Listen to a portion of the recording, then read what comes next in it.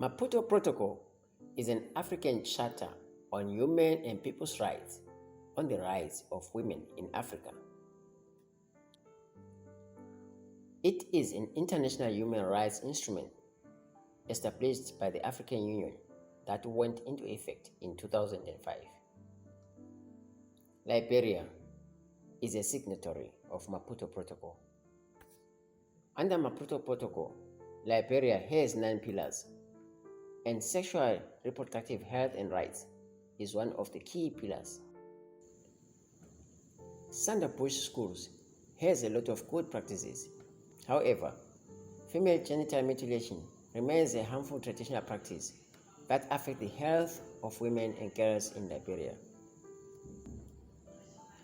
Despite the 3-year ban of Sande Bush Schools by traditional leaders, Ministry of Internal Affairs is developing operational licenses of the ban as a strategy to track the Sande or Poro operators. This action has confused a lot of human rights activists. ActionAid Liberia and partners conducted a 1-day Maputo Protocol dialogue to map out gaps and recommended possible solutions.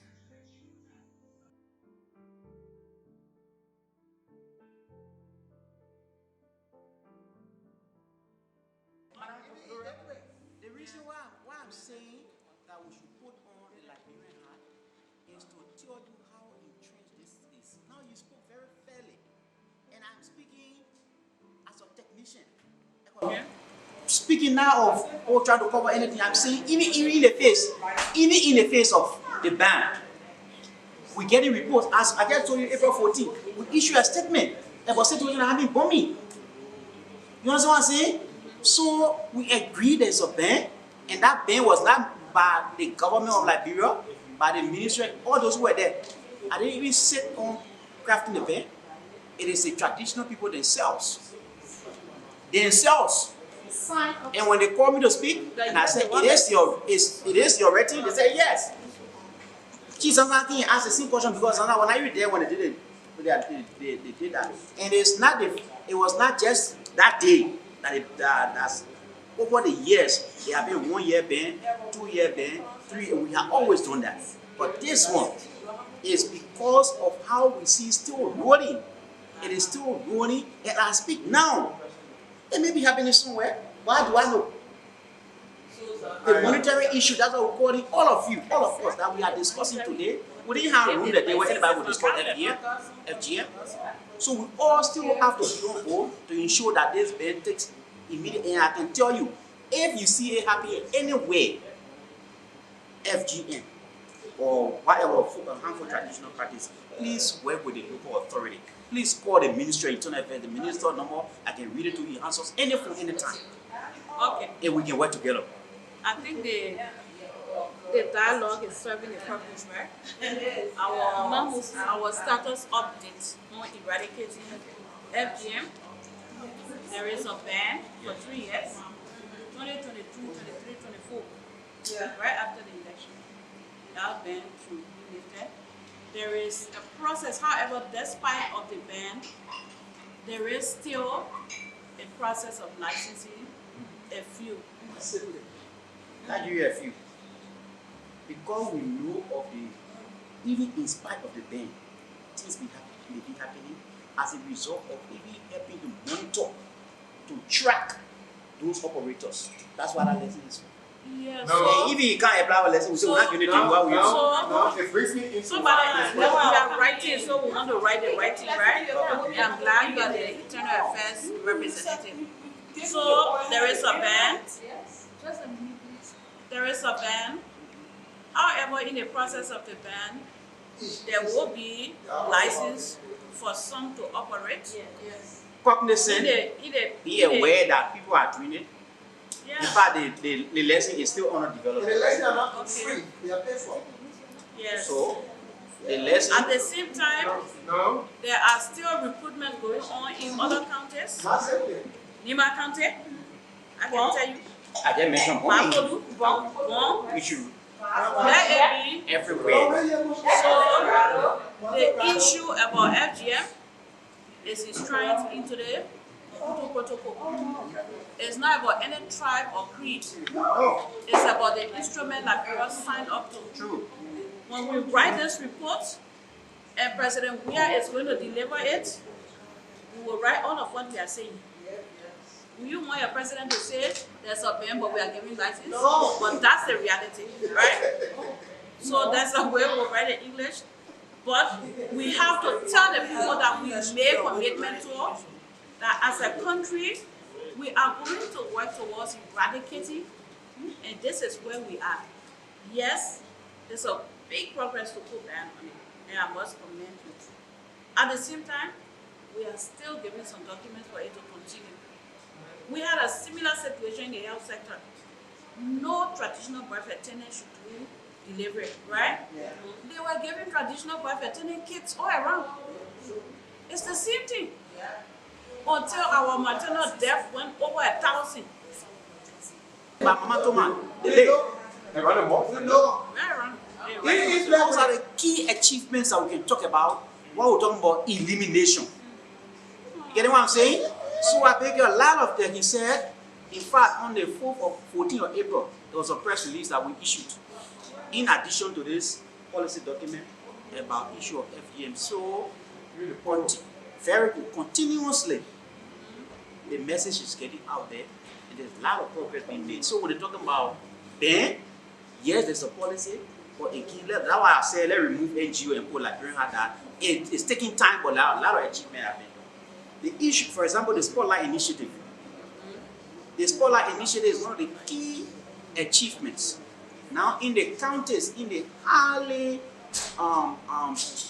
in the country that really practice this poor and Sunday thing, especially Sunday, there is this spotlight like taking away the activity because people see, which is true, the operation of groups as livelihood. So in order to remove them from that, you have to give them some opportunity. So that's why the spotlight is doing to put in livelihood support. I mean, you are taking those who are trying to make sure, getting you some of the things that are happening. Yes, the issue of monitoring is key. There was an inventory of the number of groups that you should know in the country who operates them. Okay, so it has been done. Inventory is started, it's not completed yet. 2020, that was what? Yeah, the inventory is yet to be completed. So we have to do that. With the Council of Chiefs and Elders. Right now, as I speak now, there is a licensing regime because we know there's a ban, but because it's highly entrenched, we know in some areas it's happening. So in order to weed that up, you have to ensure to have a right now the lesson, the operational lesson is issued by the Council of Chiefs. Yeah. So we're coming up with a licensing regime at the issue the draft because we developed that. That brings in the Minister of Internal Affairs as the approving power. So the Assistant Minister for Culture will sign, Chief Zanzan will sign, and the Minister will sign.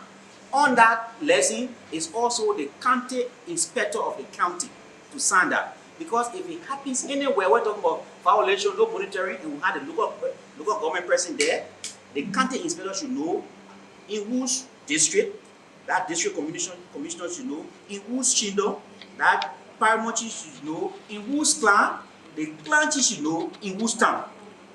So that is our lesson. Who are they licensing? Who? So just in case there's both the poor and Sande, including healers, anybody that operates anything related to culture and tradition, whether it's herbalists or this, so as we know that yes, it is happening, and to restrain, I mean, we're going to elimination, we're trying to ensure that as we take it from city, and make sure that it is totally weeded out. Okay, so my own question is, so even in the midst of the 3 years ban, we are still issuing licenses to people who we think we will check, we will track, we will know their district. Yes, but they will be doing it legally because they have a license. So or we're going to ban the license. Those are strategies. Those are strategies you're trying to develop in order to establish whether it really, because sometimes beyond us, you don't know what's happening. It is. We are aware. It is. Yeah, so say that? What are you saying to me? So if I call, for example, now in your case, if I call the county insurance and say, oh, I don't know, but they would they can't say, oh, that during the lesson. Yeah, one of the key issues I've seen, I'm talking about, I'm being very frank, I'm not here as speaking official. We have to discuss it. You know what I'm saying? You can't avoid it, and you know, because when we start to think, once we come in this room with a minor, I'm going to these Liberians who have taken on the NGO hat, like you keep stressing on. Then there is a problem with the Maputo Protocol that we say we've signed to. So the Maputo Protocol is also an international UN document that they force Liberia to sign here, right? So my thing is, if we ban for 3 years, we are celebrating. I'm happy to celebrate because I'm a survivor of FGM.